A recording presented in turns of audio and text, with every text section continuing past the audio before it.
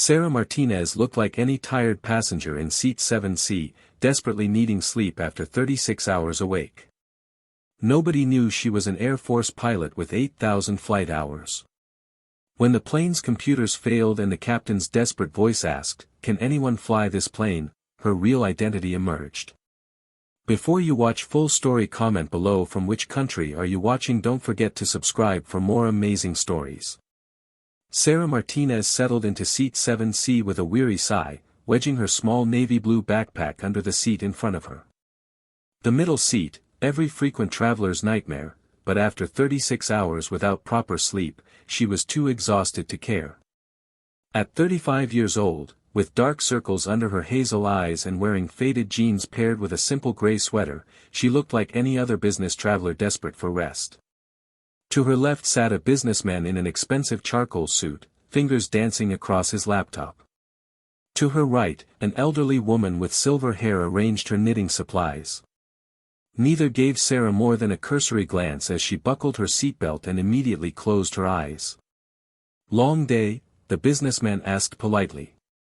"You have no idea," Sarah murmured, already drifting toward sleep. What her fellow passengers didn't know, what nobody among the 247 souls on Flight 447 from Denver to Boston knew, was that the unremarkable woman in the middle seat was Captain Sarah Martinez, a former Air Force pilot with over 8,000 flight hours.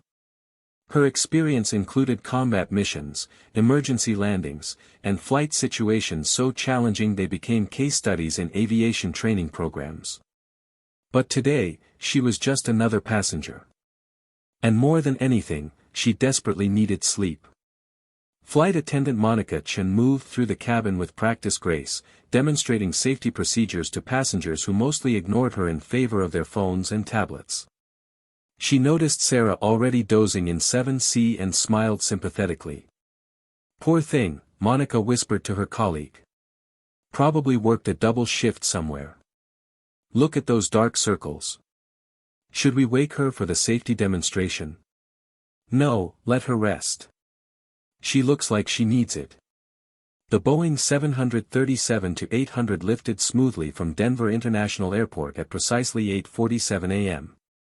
Captain James Reed, a 54-year-old veteran with 23 years of commercial flying experience, exchanged satisfied glances with his first officer, Marcus Webb, a sharp 28-year-old. "Beautiful conditions today," Reed commented. "Should be smooth sailing to Boston." "Couldn't ask for better flying weather," Webb agreed enthusiastically. "We might even arrive early." The cockpit instruments showed perfect readings. Engine temperatures optimal, fuel flow normal, all hydraulic systems green. It was the kind of flight that reminded pilots why they loved their profession. Behind them, passengers settled into their routines. Books opened, tablets glowed with movies, quiet conversations hummed through the air. A young mother in row 3 gently bounced her infant son. A college student in row 12 put on headphones. A retired couple in row 18 held hands and looked out at the magnificent Rocky Mountains below. Sarah slept deeply in 7C, her breathing slow and steady. The businessman beside her ordered coffee. The elderly woman's knitting needles clicked rhythmically. 30 minutes into the flight, everything remained perfect. The aircraft hummed along smoothly at 36,000 feet, all systems functioning flawlessly, passengers content, crew relaxed. Then came the vibration. Captain Reed felt it first, a subtle tremor through the airframe that traveled into his experienced hands. He frowned at his instrument panel, but every gauge showed completely normal readings. Nothing appeared wrong, yet something definitely felt wrong. "Did you feel that?" he asked Webb. "Yeah, I felt it," Webb replied. "Probably just some light turbulence." But his voice carried uncertainty. Then the master caution light blazed to life on the instrument panel. Warning chimes filled the cockpit, not just one alarm, but multiple overlapping tones signaling serious trouble. Both pilots' training kicked in immediately, their hands moving to controls with practiced efficiency. "Engine 2 showing abnormal readings," Webb called out crisply. "Temperature is spiking and RPMs are fluctuating outside normal parameters." But it wasn't just the engine. Within seconds, more warning lights joined. Hydraulic pressure warning illuminated. Electrical system alerts began flashing. The pressurization warning joined the chorus. The cockpit was rapidly becoming a Christmas tree of red and amber lights. "This doesn't make any sense," Reed said, confusion and alarm in his voice. "These are completely independent systems. They shouldn't fail together." His hands moved across controls with automatic precision, but the aircraft was becoming increasingly difficult to handle. The fly-by-wire computer system was providing contradictory information that made flying nearly impossible. "I'm getting false readings everywhere," Webb reported, stress creeping into his voice. "The altitude indicator shows we're climbing through 38,000 feet, but the backup altimeter says we're descending through 32,000. Airspeed indicators don't match by almost 50 knots." In the cabin, passengers began noticing something wasn't right. The smooth flight had become noticeably rougher, with unexpected jolts. The steady engine hum had changed to something subtly different. Several people looked around nervously. Sarah remained deeply asleep in 7C, her exhausted body refusing to surrender the rest it desperately needed. The aircraft suddenly lurched violently to the left. Overhead bins rattled. Several passengers gasped. A baby started crying. The businessman in 7B grabbed both armrests with white-knuckled intensity. "Ladies and gentlemen, this is your captain speaking," Reed's voice came over the intercom, carefully controlled. "We're currently experiencing some technical difficulties. Please return to your seats and ensure your seatbelts are securely fastened. Flight attendants, please be seated." Monica moved quickly through the cabin, checking seatbelts while her heart hammered with fear she couldn't show. She had never seen this many warning lights in the cockpit. "What's happening?" a middle-aged woman in 9D asked, voice shaking. "I'm sure the pilots have everything under control," Monica replied with a smile that didn't reach her worried eyes. "These aircraft have multiple backup systems." Even as she said it, Monica wasn't sure she believed it. Captain Reed was fighting the aircraft with every ounce of skill he possessed. The primary flight display showed readings that were not just wrong, but physically impossible. According to his instruments, they were flying inverted at 45,000 feet while simultaneously descending rapidly through 15,000 feet. The conflicting information made it nearly impossible to know what was actually happening. "The backup instruments aren't matching the primary displays, and they're not even matching each other," Webb said desperately. "I literally cannot determine what's real anymore." Reed made a critical decision, falling back on the most basic piloting skill. He looked out the windscreen, using direct visual reference to the horizon. The view told a completely different story. They were flying nearly level at approximately 35,000 feet, maybe descending slightly. "We're going manual," Reed decided firmly. "Marcus, disconnect the autopilot and the entire flight management system. We can't trust any of it." "But that will disable our autopilot, our flight management system, and most of our navigation aids," Webb protested. "Your autopilot is actively trying to kill everyone right now," Reed said. "Pull the breaker." As Webb reached for the autopilot disconnect switch, the aircraft's nose suddenly pitched downward violently. Both pilots pulled back hard on their control columns, but the computer was fighting them. "I can't control it," Reed shouted. "The computer has control and won't release." The aircraft entered a steep dive that threw passengers forward against their seatbelts. Several people screamed. Oxygen masks deployed automatically from the ceiling with loud pops. Parents frantically grabbed for their children's masks. Through the windows, passengers could see the ground getting closer with terrifying speed. And finally, Sarah woke up.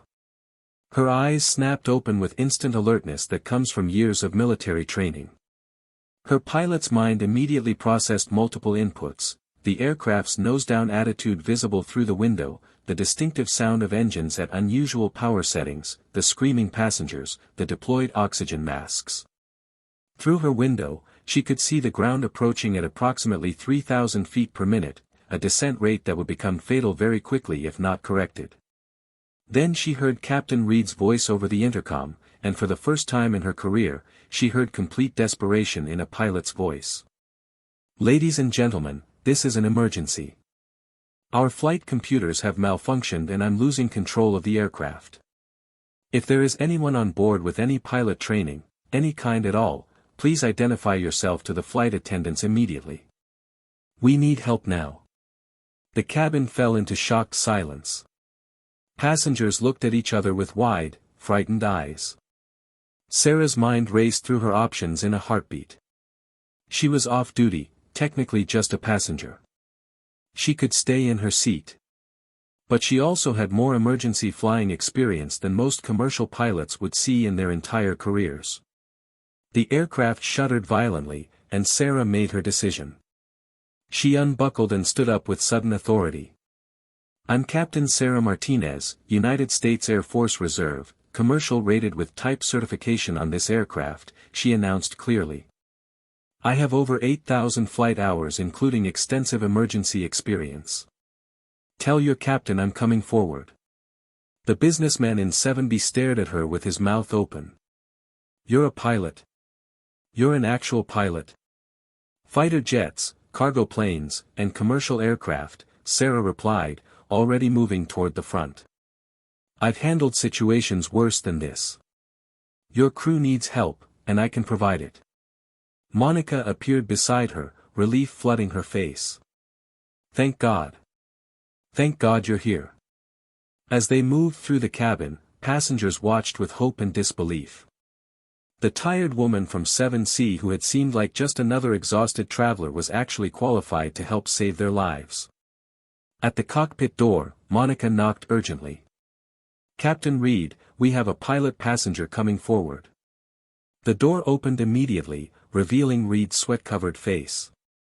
Behind him, Webb wrestled desperately with controls while red warning lights painted the cockpit in hellish glow. "Thank God you're here," Reed said with obvious relief, stepping aside. "I'm James Reed. This is Marcus Webb. We've got cascading system failures and the flight computers are providing false information." Sarah stepped into the cockpit and her experienced eyes immediately began taking in the chaos. But she also noticed something the two pilots had missed in their tunnel vision. "Captain Reed, look outside," she said calmly, pointing through the windscreen. "Use visual reference to the horizon. We're actually in relatively controlled flight at approximately 34,000 feet, wings nearly level. Your instruments are lying to you." Reed looked up from his panel and felt some of his panic recede. She was right. Despite what their computers were screaming, the view outside showed they were flying in a manner that, while not perfect, was far from catastrophic. "The computer system is feeding you false data based on sensor failures or software corruption," Sarah continued, settling into the jump seat. "I've encountered this exact scenario twice before, once in a C-130 over Afghanistan, and once in an advanced simulator. We can handle this, but we need to isolate the malfunctioning systems immediately. Can you help us?" Webb asked, hope mixing with desperation. "That's why I'm here," Sarah replied with quiet confidence. "Marcus, I need you to pull the circuit breaker for the primary flight computer. It's giving you lethal information. But that will disable our autopilot, our flight management system, and most of our navigation aids," Webb protested. "Your autopilot is actively trying to kill everyone on this aircraft right now," Sarah said firmly. "Pull the breaker." Webb looked to Captain Reed for confirmation. Reed nodded grimly. "Do it." The moment Webb pulled the circuit breaker, the aircraft's violent movements calmed significantly. The controls became responsive again. "Better?" Sarah asked. "Much better," Reed admitted, relief in his voice. "That's fine," Sarah said reassuringly. "Pilots flew aircraft like this manually for decades before computers existed. James, I need you to maintain your current heading and altitude while Marcus and I work on getting backup systems online and finding the nearest suitable airport." For the first time since the emergency began, Captain Reed felt like they had a realistic chance of surviving this. The calm confidence and obvious expertise of the woman behind him was exactly what his panicked crew desperately needed. Sarah quickly scanned the instruments, her mind automatically cataloging what systems were working and what had failed. "James, before we go any further, tell me about your manual flying experience," Sarah said. "When was the last time you flew an approach and landing without computer assistance?" Reed thought for a moment. "Probably about 5 years ago during recurrent training. We do it in the simulator, but I haven't had to do it in an actual aircraft in probably a decade." 3 years for me, Webb admitted. "And that was also just in the simulator." Sarah nodded, having expected as much. "Okay, here's what we're going to do. I'll talk you through a completely manual visual approach and landing. We'll use basic instruments and visual references only. Can you handle that?" She could see doubt flicker across both pilots' faces. "Have you done this before?" Reed asked. "Dozens of times in various aircraft types," Sarah replied with calm confidence. "I've done combat landings on damaged runways under enemy fire, night approaches with no instrument landing systems, emergency landings on aircraft carriers in rough seas. I've landed aircraft with failed hydraulics, failed electrical systems, and even with battle damage. What we're about to do will feel easy compared to landing an F-18 on a pitching carrier deck in a thunderstorm." Her confidence was infectious. Both Reed and Webb felt their anxiety decrease significantly. "First priority is briefing the cabin crew," Sarah said. "They need to prepare passengers for an emergency landing. James, can you call your senior flight attendant forward?" Reed pressed the intercom. "Monica, please come to the cockpit." When Monica arrived, Sarah could see fear in her eyes but also professional determination. "Monica, I need you to listen carefully," Sarah said, making direct eye contact. "We're going to land this aircraft at the nearest suitable airport. Captain Reed and First Officer Webb are excellent pilots, and together we're going to get everyone on the ground safely. But I need you and your crew to prepare the cabin for an emergency landing and possible evacuation." "What should we tell the passengers?" Monica asked, voice shaking slightly but holding steady. "Tell them the truth, but tell it in a way that gives them hope," Sarah advised. "Tell them we've identified the problem with the aircraft's computer systems, that we have an experienced additional pilot helping in the cockpit, and that we're diverting to the nearest airport as a safety precaution. Have them review their safety cards, make sure they know where their nearest exits are. Keep them focused on tasks, not on fear." Monica nodded, taking strength from Sarah's calm demeanor. "I can do that." "I know you can," Sarah said warmly. "You're trained for exactly this situation. Your passengers are going to take their emotional cues from you and your crew. If you stay calm and confident, they will too." As Monica returned to the cabin, Sarah turned her full attention back to the immediate flying challenges. "Marcus, pull up your charts and find me the nearest suitable airport with long runways and full emergency services," Sarah instructed. Webb's fingers moved across his tablet. "Cleveland Hopkins International. It's approximately 40 minutes away. Runway 24 is 9,000 feet long with full emergency services." "Perfect," Sarah agreed immediately. "That's our target. James, I need you to begin a gentle descent. Reduce power smoothly and aim for 10,000 feet by the time we reach Cleveland's airspace. We want a nice, stable, gradual descent." Reed followed her guidance, and the aircraft began descending smoothly. For the first time in what felt like hours, flying felt natural and controlled again. "Marcus, contact Cleveland Tower and declare a full emergency," Sarah said. "Tell them we have multiple flight computer failures, we're flying manually, and we need priority routing for a straight-in visual approach to runway 24. Request all emergency vehicles standing by." As Webb worked the radio, Sarah's mind was already planning their approach to Cleveland.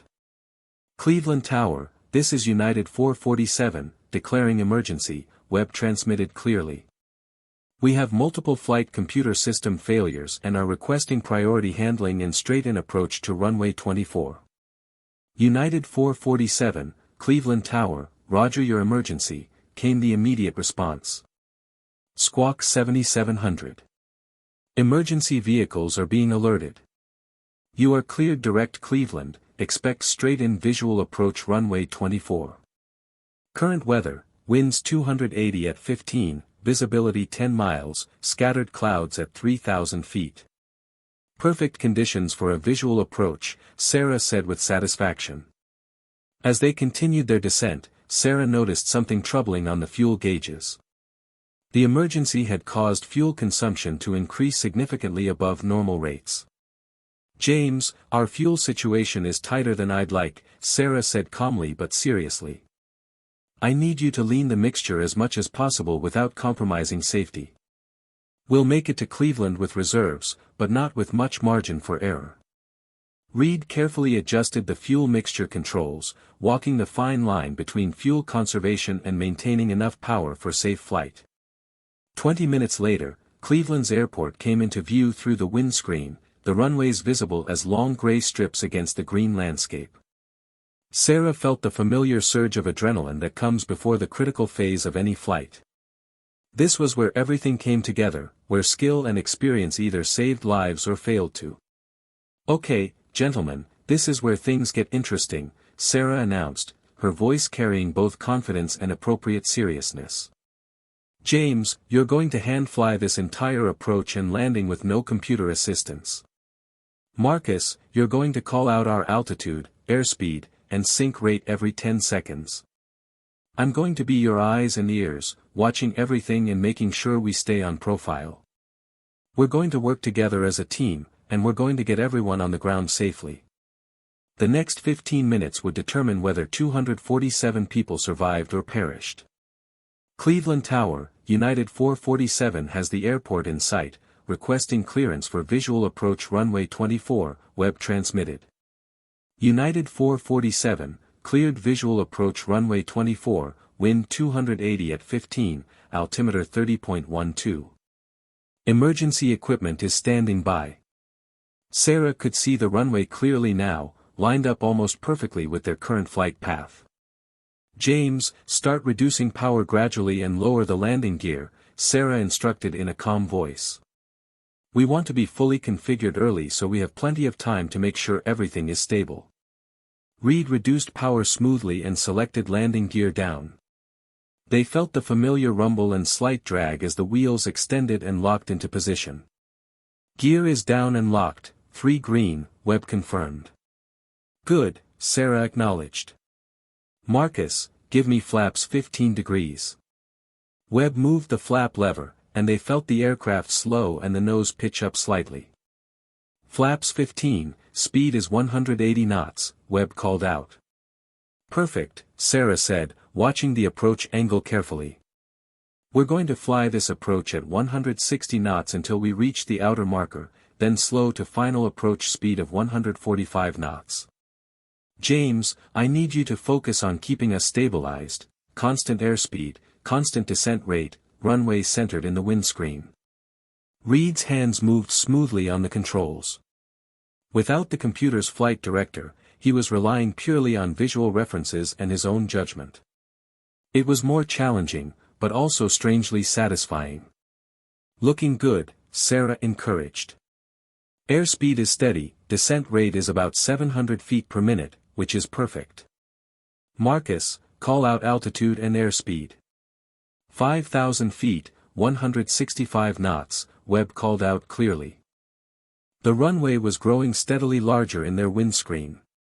Sarah could see the emergency vehicles lined up along the taxiway, fire trucks, ambulances, rescue equipment, foam trucks, all waiting and ready.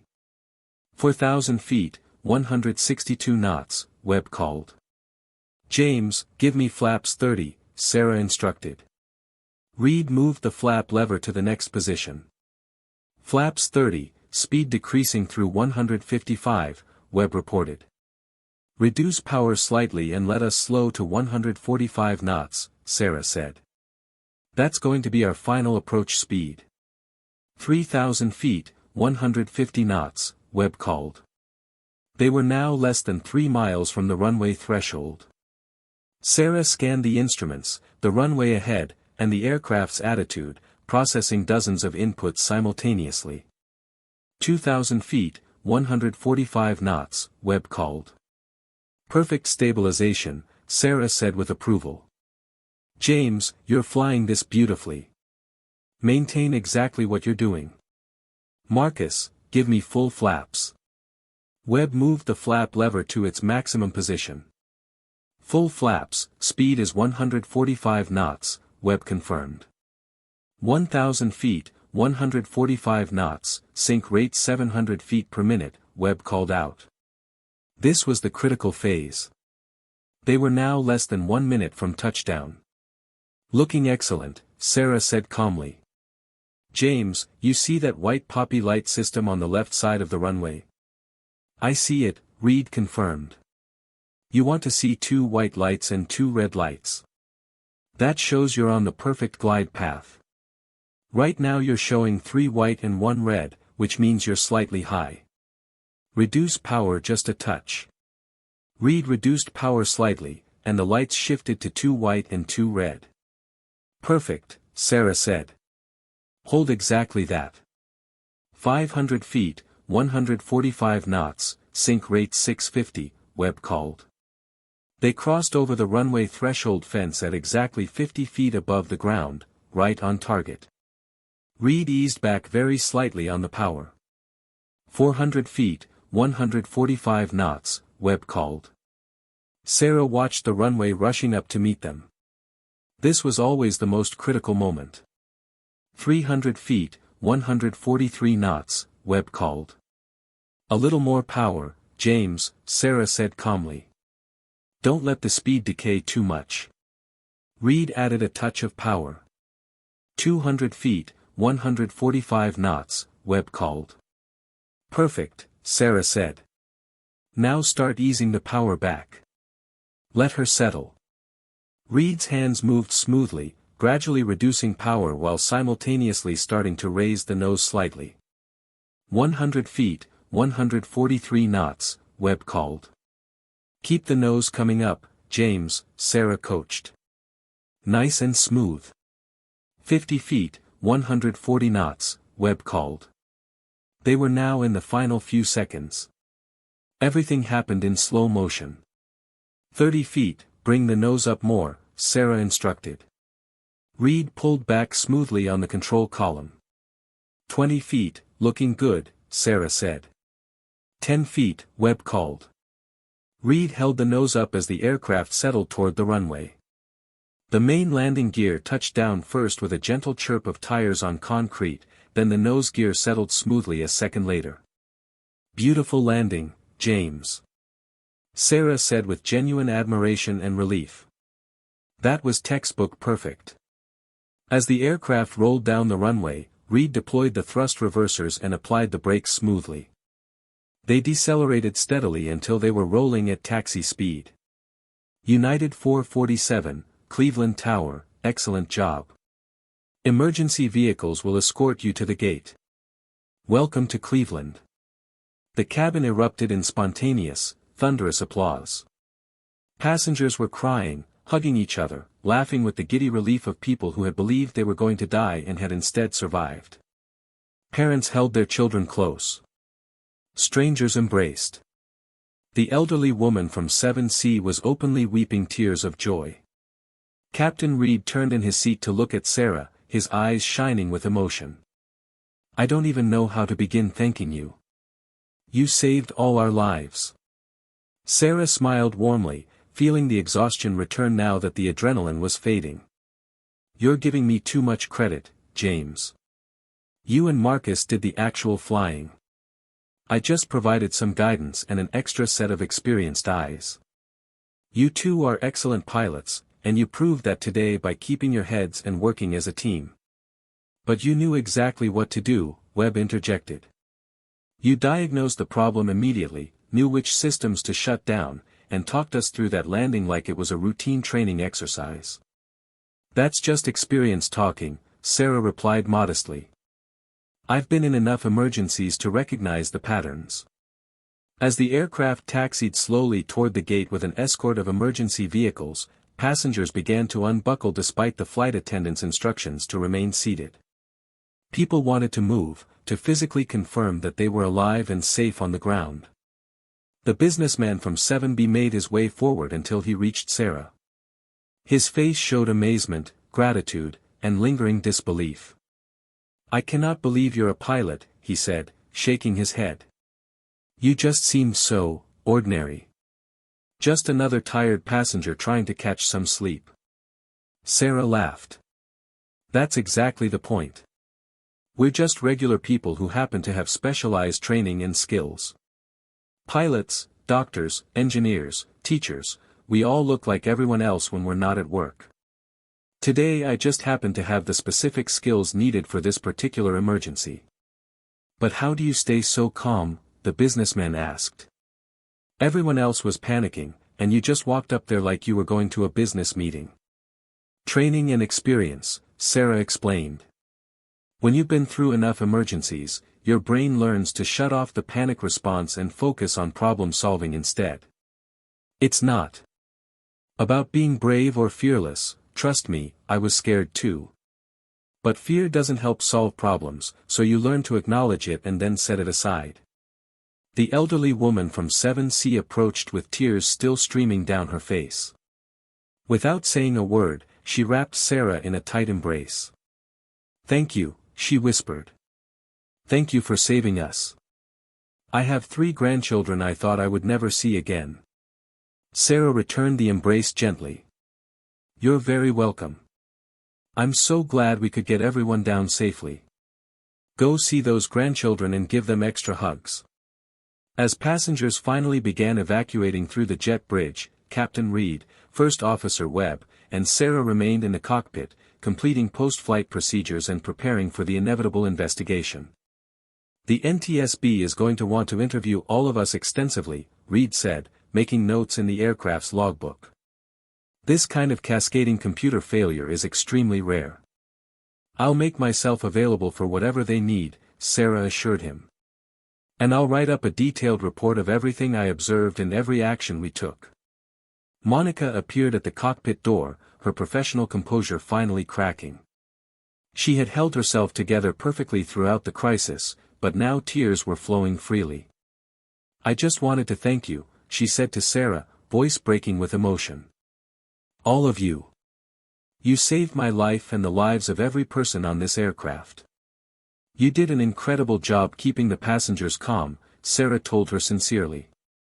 "That's just as important as what we did up here. Panic in the cabin can make an emergency exponentially worse. You and your crew were absolute professionals." As they finally left the aircraft and walked through the jet bridge into Cleveland's terminal, they were met by airport officials, airline representatives, and news media who had heard about the emergency landing. A woman in a business suit with an airline ID badge approached them quickly. "Captain Reed, First Officer Webb, I'm Jennifer Walsh, station manager for the airline here in Cleveland. First, let me say that we're incredibly relieved that everyone is safe." "Thank you, Jennifer," Reed said. "This is Captain Sarah Martinez. She was a passenger on the flight, but she's also an experienced pilot. She came forward to help when we had our emergency, and frankly, her assistance was invaluable." Jennifer turned to Sarah with obvious gratitude. "Captain Martinez, thank you so much for helping our crew. The airline will want to recognize your actions formally, but right now, is there anything we can do for you?" Sarah thought for a moment. "Honestly, I think I'm done with flying for today. If you could arrange a hotel room, that would be wonderful. I'll figure out transportation to Boston tomorrow." "Absolutely," Jennifer said. "We'll take care of everything, and of course, all expenses are covered." A young man with a camera and press credentials approached cautiously. "Excuse me, are you the pilot who helped land the plane? Could I ask you a few questions?" Sarah hesitated, uncomfortable with the attention. "I'd really prefer to keep the focus on Captain Reed and First Officer Webb. They're the ones who actually flew the aircraft and got everyone down safely. I just provided some assistance." "But the passengers are saying you saved everyone's lives," the reporter pressed. They're calling you a hero. I'm not a hero, Sarah said firmly but kindly. I'm a pilot who was in the right place at the right time with the right experience. Any qualified pilot would have done exactly the same thing. The real story here is how 3 pilots work together as a team to handle an emergency situation. That's what aviation is all about, professionals supporting each other and working together to ensure safety.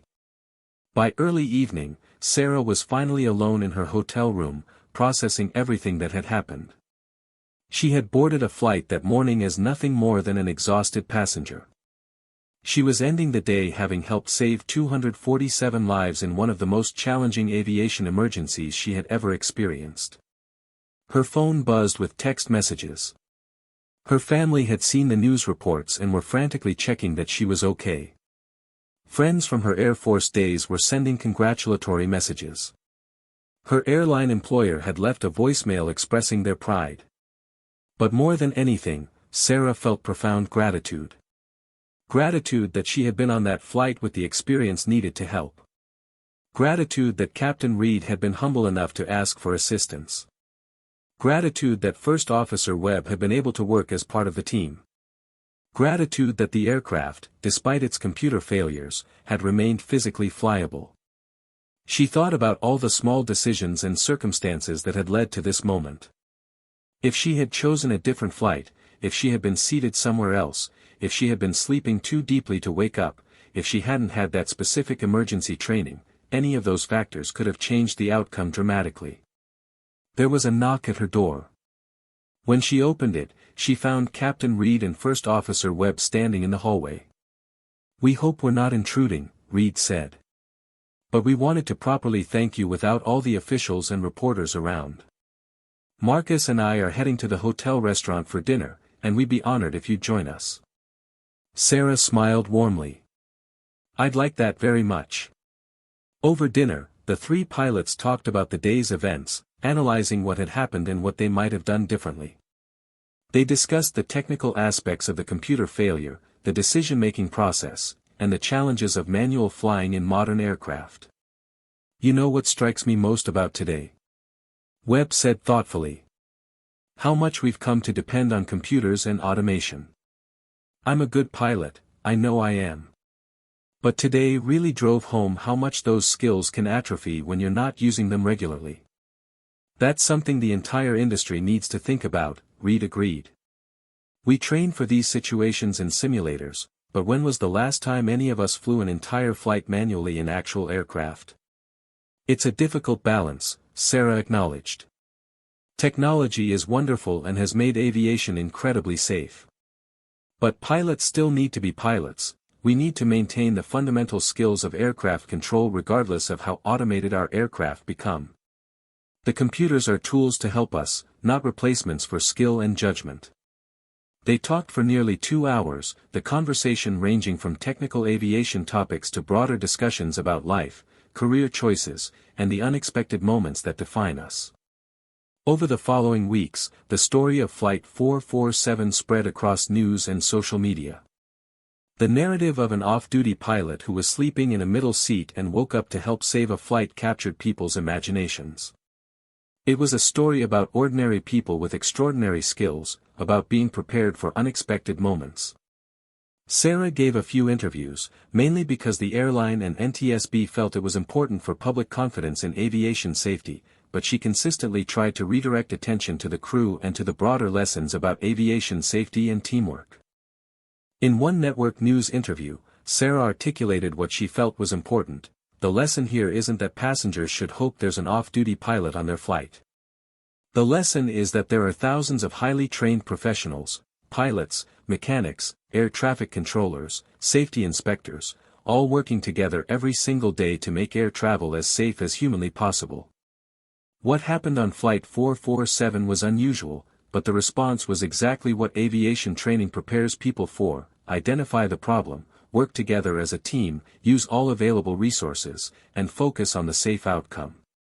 The NTSB investigation eventually concluded that the emergency had been caused by a rare software glitch in the flight management computer system, triggered by an unusual combination of atmospheric conditions and sensor inputs that the programmers had never anticipated. The findings led to software updates across the entire fleet and new procedures for handling similar situations. 6 weeks after the incident, Sarah was invited to the airline's headquarters for a formal recognition ceremony. She tried to decline, uncomfortable with the attention, but Captain Reed called her personally. "It's important, Sarah," he told her. "Not just for you, but for everyone in aviation. We need to celebrate when things go right, when training works, when professionals step up." So Sarah attended, wearing her airline uniform. To her surprise, the room was filled not just with airline executives, but with many of the passengers from Flight 447. The businessman from 7B was there with his family. The elderly woman was there, surrounded by her 3 grandchildren. Monica and the other flight attendants were there. Captain Reed and First Officer Webb were there, both looking proud. The airline's CEO gave a speech about safety, training, and the importance of experienced professionals. He presented Sarah with an award and a $10,000 donation in her name to an aviation scholarship fund. But the most meaningful moment came when passengers approached Sarah personally to share how the experience had affected them. The businessman told her that the incident had made him realize how much time he wasted on work stress and how little time he spent with his children. He had since made changes to prioritize his family more. The elderly woman introduced her grandchildren and told Sarah that they now wanted to become pilots themselves. A young mother told Sarah that she had been terrified of flying since the incident but was working with a therapist and was determined not to let fear control her life. Each story reminded Sarah that the emergency hadn't just been about flying an aircraft and executing a landing. It had been about people, about lives, families, dreams, fears, and futures. Every successful emergency landing wasn't just a technical achievement, it was the preservation of hundreds of individual stories that would continue to unfold. 3 months after the incident, Sarah found herself boarding another flight from Denver to Boston, completing the journey that had been so dramatically interrupted. By coincidence or perhaps by the airline's subtle intervention, she was assigned to seat 7C. As she settled into the middle seat between a college student with headphones and a businessman with a laptop, Sarah couldn't help but smile at the symmetry. She was once again just another passenger in comfortable clothes with a small backpack, looking forward to some rest during the flight. The flight attendant, a young man named David, came by during boarding. He glanced at Sarah's boarding pass and then did a double take. "Captain Martinez? You're the pilot who helped save Flight 447, aren't you?" Sarah nodded, a bit embarrassed by the recognition. "That's me, though I was just a passenger that day, same as today." "Well, it's an honor to have you on board," David said sincerely. "And just so you know, the captain has been informed that you're on the flight. He wanted me to tell you that you're welcome to visit the cockpit before or after the flight if you'd like." "Thank you," Sarah said.